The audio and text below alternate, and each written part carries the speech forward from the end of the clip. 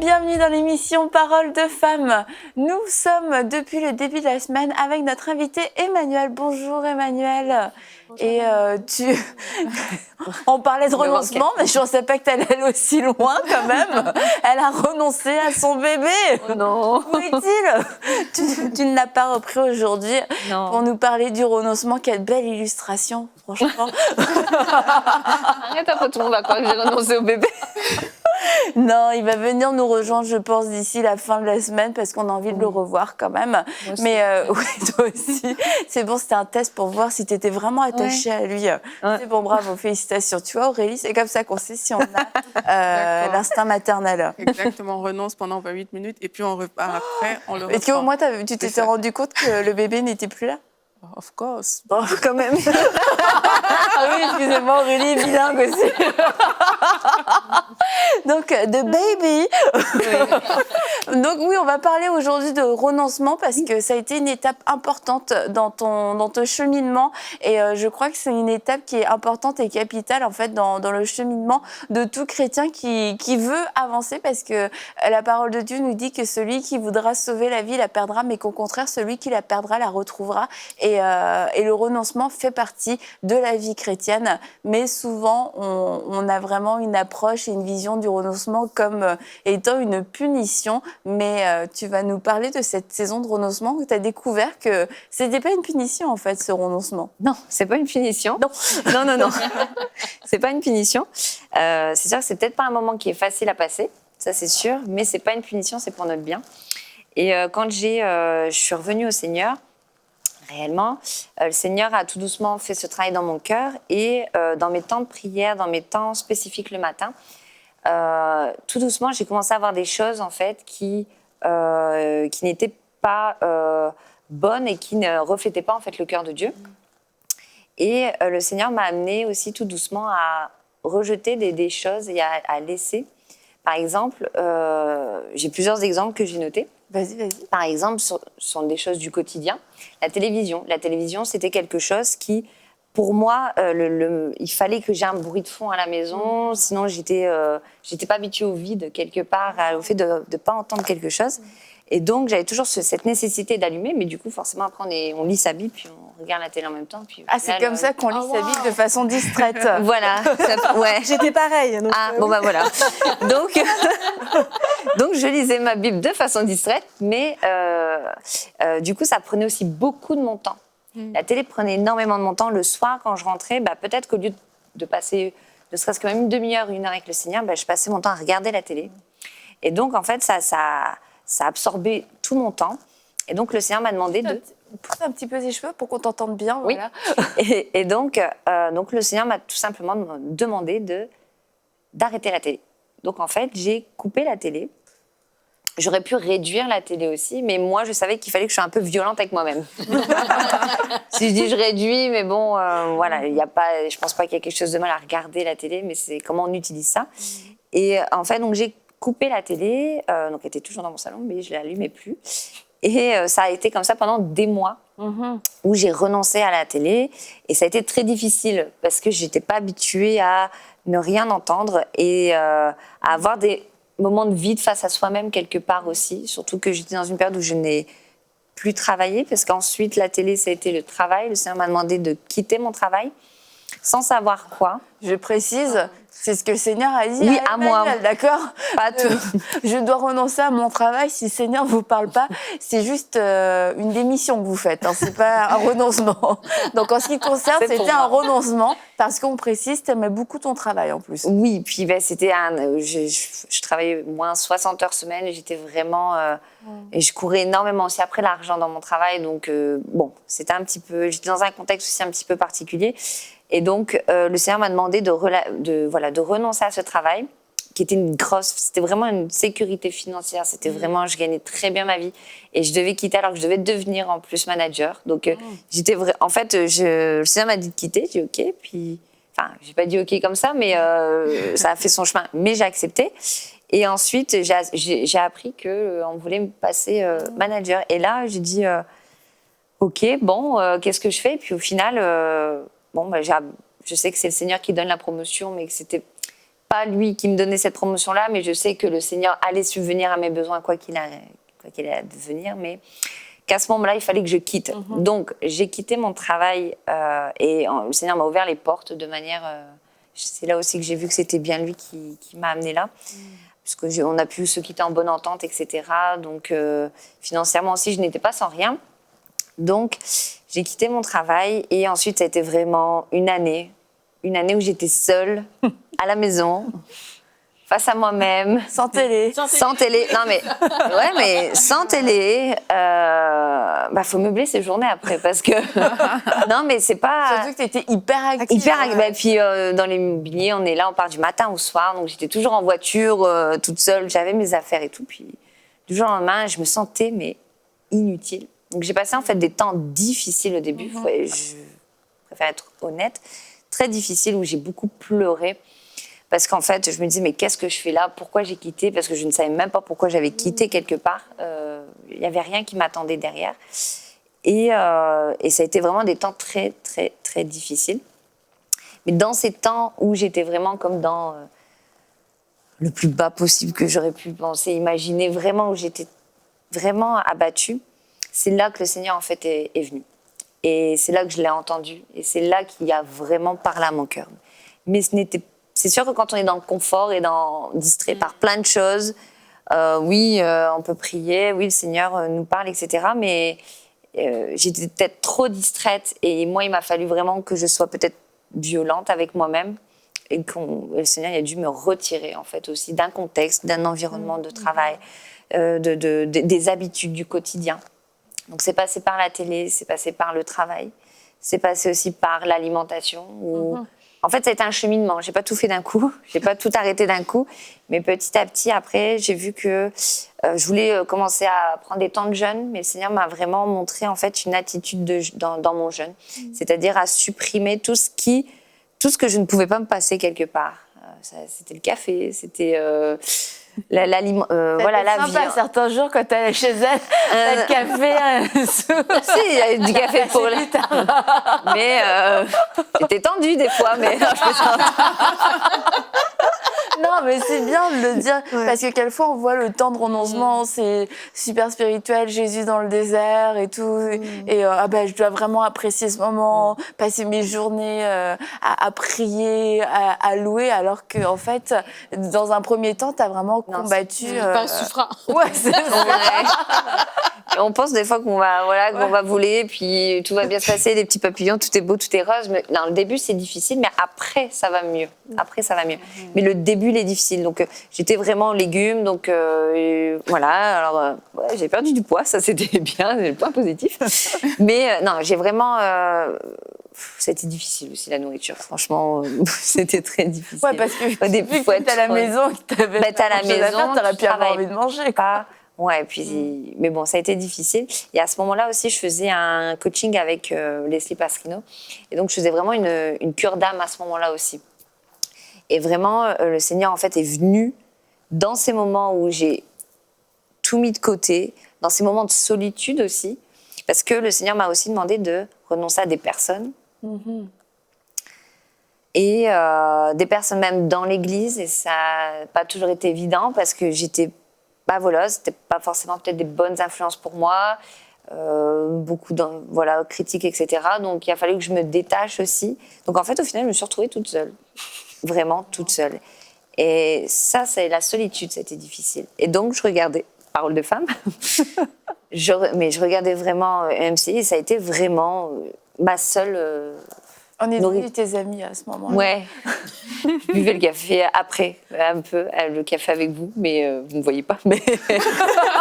On te voit maintenant, vous me voyez. Mais là, je suis allée aujourd'hui, je ne suis pas au café. Mais non, ça a été vraiment ça a été difficile. Ces débuts-là, j'ai renoncé aussi à des personnes, j'ai renoncé à ma propre volonté, parce que j'avais aussi mes propres désirs. Et le Seigneur m'a montré ses désirs à lui, qui sont bons, encore plus excellents. Mais j'ai dû renoncer aussi à mes propres désirs. Donc, les premiers mois ont été difficiles. Ensuite, j'ai découvert comme plein de trésors. Voilà. Mais il a fallu passer par ce temps avant pour que je sois disposée aussi à l'entendre, et puis que mon cœur soit disposé, et puis que je me sanctifie aussi. Mais quand Emmanuel parle, je vois vraiment un processus, comment Dieu a fait.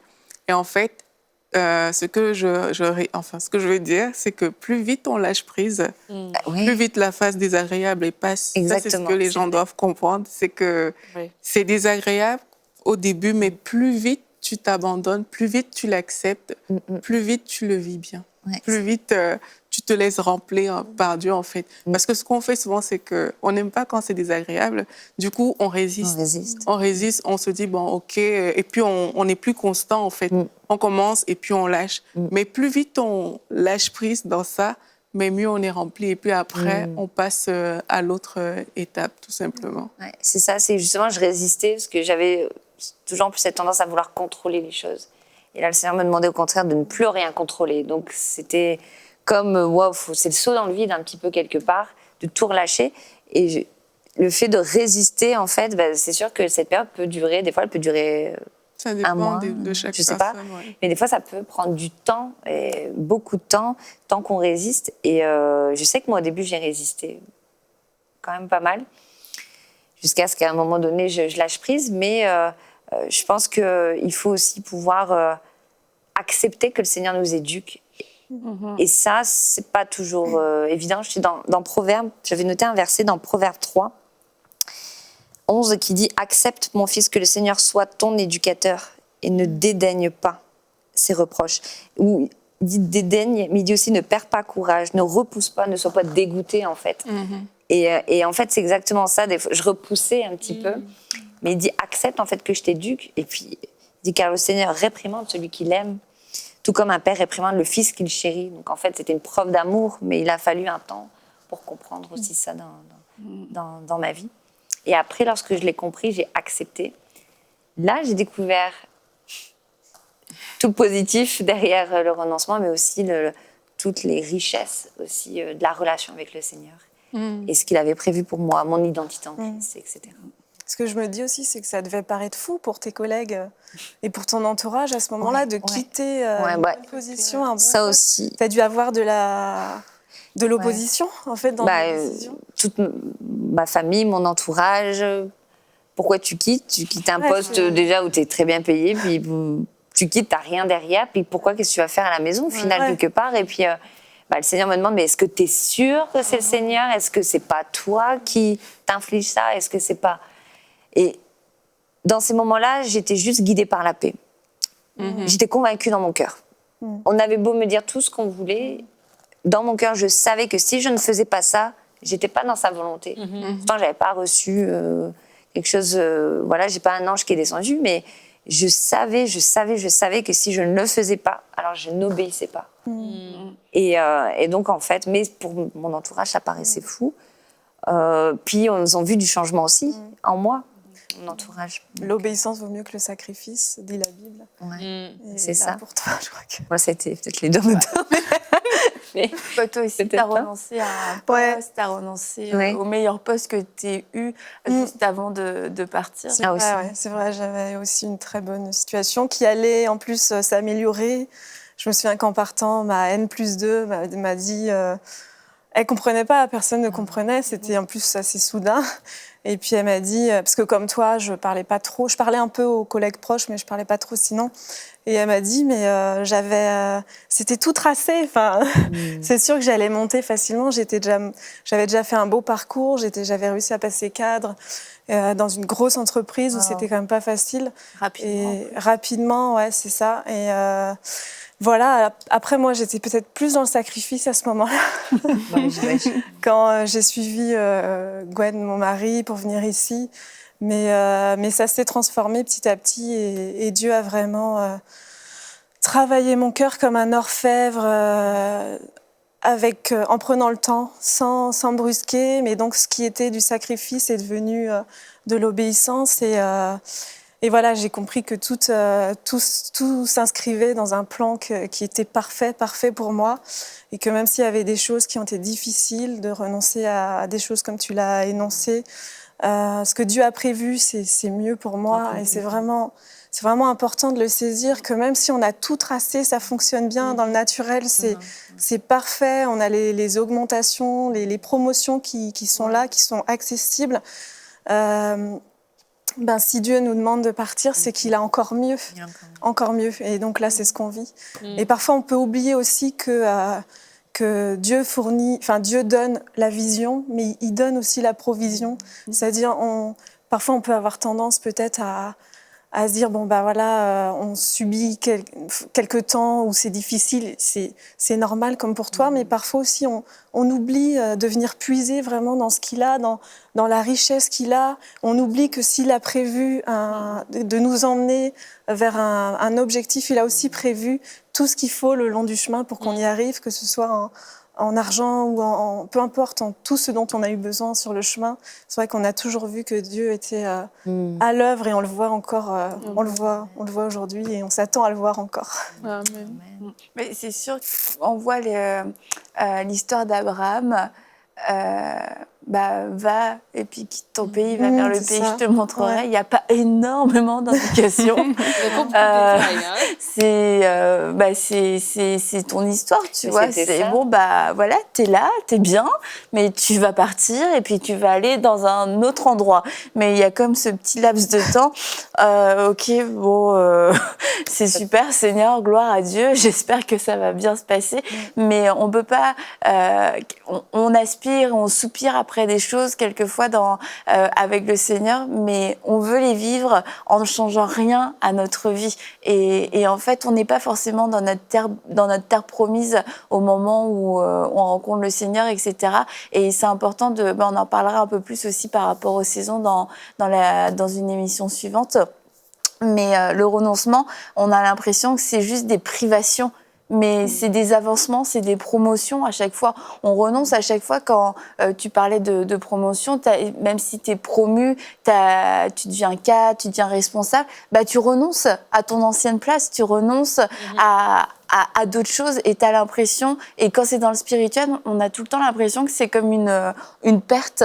Mais en fait, si on comprend tout le temps la pensée de Dieu, qui est une pensée de bonté, une pensée de prospérité, si je renonce, c'est forcément qu'il y a quelque chose de meilleur. C'est pas une privation, c'est pas une punition, c'est pas un châtiment. Ça a l'air simple à dire comme ça, mais merci Seigneur, parce que il y a quelque chose de mieux qui arrive. On jette le vieux sac pour un nouveau sac. On jette les vieilles outres pour des nouvelles outres. C'est juste que le moment où tu le jettes, il y a cette pensée, et s'il n'y a rien qui arrivait, et si finalement il n'y a pas les nouvelles autres qui arrivent, si le nouveau sac n'arrive pas, que vais-je faire? Que vais-je faire, Mathilde?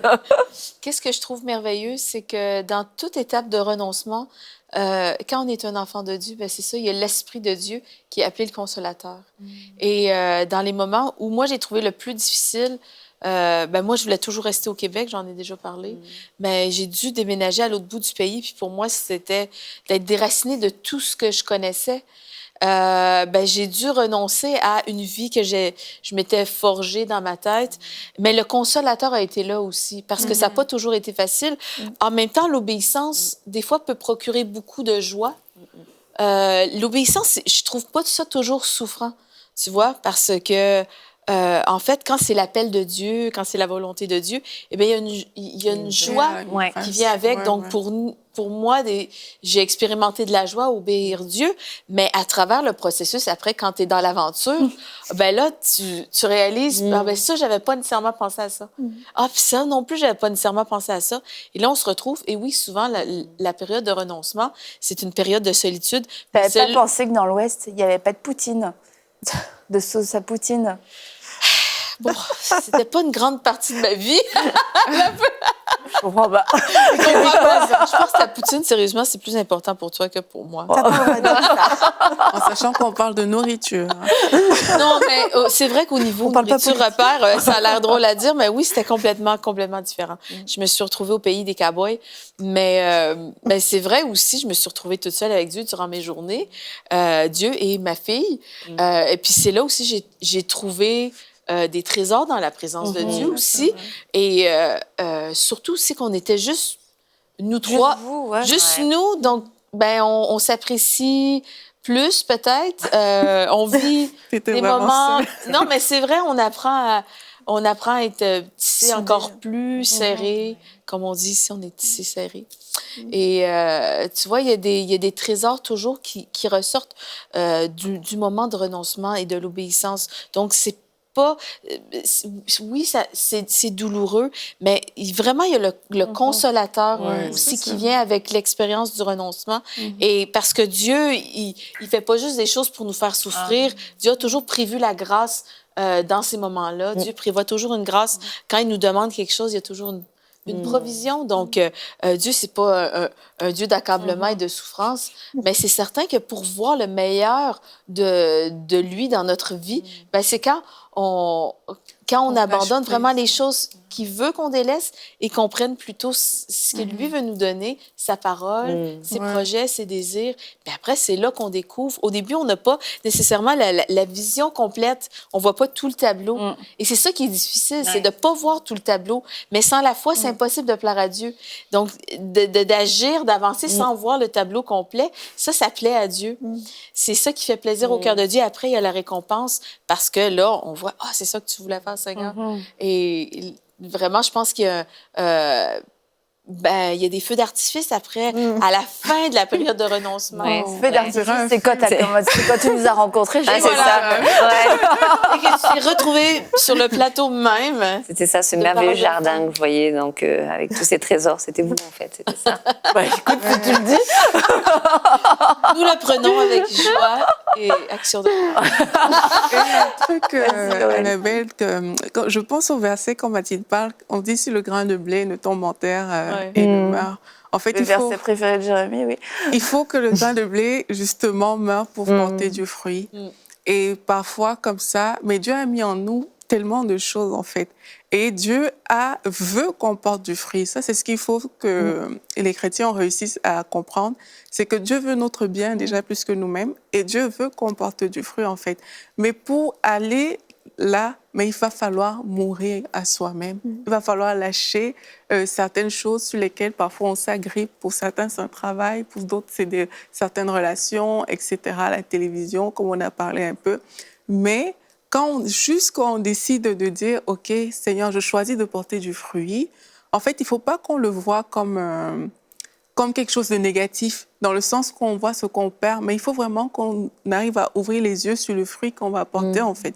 C'est sûr que dit comme ça, c'est comme, OK, il y a quand même un côté qui est désagréable quand tu es en train de lâcher quelque chose, mais je rejoins complètement Mathilde dans ce qu'elle dit, parce qu'il y a la grâce de Dieu qui vient avec ça.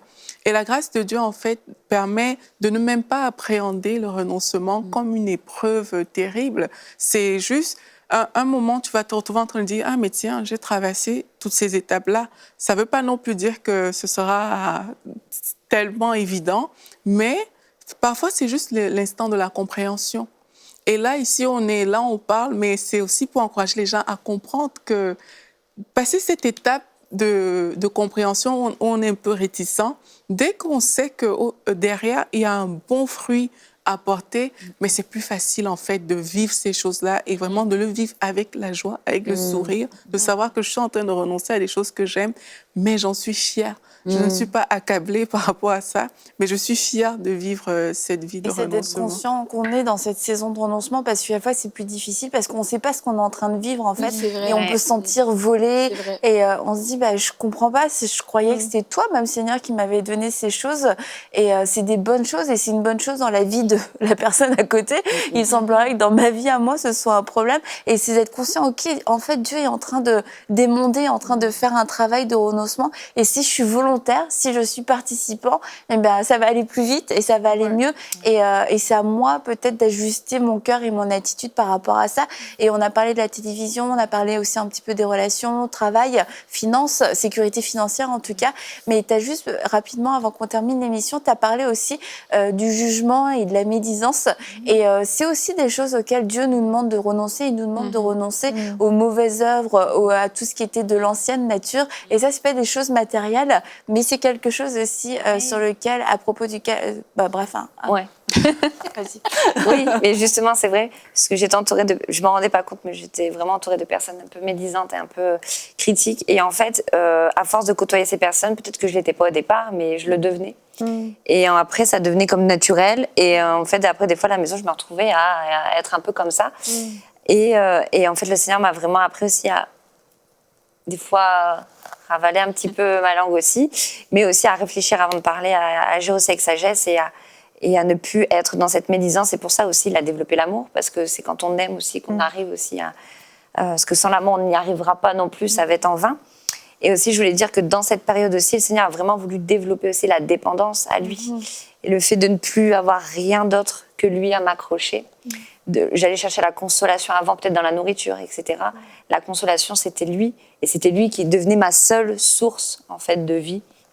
Et c'est là que j'ai vraiment... Et c'est sûr et certain que la grâce m'accompagnait, parce que quand je pense à ça, je me dis, mais comment j'ai fait pour passer tout ça? Et pourtant, à chaque fois que j'avais ces temps difficiles, le Seigneur était là et j'étais dans la joie, en fait. Dès que je ressortais de sa présence, j'étais toujours dans la joie et rafraîchie. Même si je pleurais juste avant, bah après je ressortais, mais j'étais vraiment... Et ton mari, est-ce qu'il voyait une différence? Oui. Bah, il a vu le processus et il a vu que j'ai beaucoup changé, en fait. Et en 1 an, il a vu que j'ai évolué assez rapidement. Quand on dit que Dieu rachète le temps, moi je pense qu'il a vraiment racheté ces années que j'ai perdues avant. En 1 année. Donc, parce que même au niveau de la connaissance, etc., j'ai vraiment appris beaucoup. C'est sûr que passer 1 an, c'est sûr. tu peux là te nourrir. Exactement, voilà, c'est ça. C'est super, t'as pris la bonne part parce que t'aurais pu passer à côté puis faire complètement autre chose, te trouver une nouvelle passion, faire de la mosaïque ou je ne sais quoi. Non mais sérieusement, peut-être qu'une femme nous regarde, elle fait de la mosaïque, mais Dieu t'appelle à te consacrer, à te mettre à part et à passer du temps avec le Seigneur. Mais quelquefois qu'on a ce vide et on sent ce que le Seigneur veut enlever pour prendre toute la place, mais on peut avoir cette tendance à reprendre autre chose et à s'investir dans autre chose qui nous semble bien parce qu'on fuit ces moments d'intimité, mais encore une fois on rend gloire au Seigneur que tu aies pu choisir la bonne part, que tu fusses une Marie et non une Marthe. Et encore une fois, ça me bénit de savoir que MCI a été un outil dans cette année, alors que tu étais seule, que tu n'avais plus d'amis, que tu buvais plus de café, que tu mangeais que des légumes. On va arrêter. Non, mais que MCI a pu être un outil et que ça t'a accompagné, que ça t'a permis aussi de racheter le temps. Et je crois que c'est exactement l'objectif, un des objectifs en tout cas, qu'on a à travers ces émissions. Et alors que nous sommes dans cette campagne, je veux vous encourager à devenir partenaire dans cette grande mission, dans ce grand mandat, parce qu'il y a des gens comme Emmanuel, peut-être vous n'aurez jamais l'occasion de les rencontrer. On peut pas aller frapper chez elle. Ok, Emmanuel, il paraît que tu es en temps de consécration, etc. Mais la bonne nouvelle est venue jusqu'à toi. La connaissance de la parole de Dieu est venue jusqu'à toi. Et vraiment, je rends gloire à Dieu d'utiliser EMCI pour transformer des vies et pour pouvoir racheter le temps lorsqu'on découvre la grandeur, la bonté de Dieu. Et Dieu a été fidèle avec toi.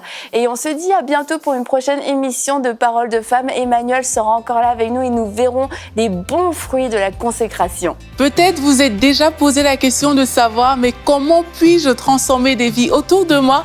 Eh bien, c'est possible en faisant partie des 8000 partenaires de MCI. Pour faire votre don, il vous suffit de cliquer sur le bouton qui s'affiche à l'écran. EMCI vous remercie de tout cœur.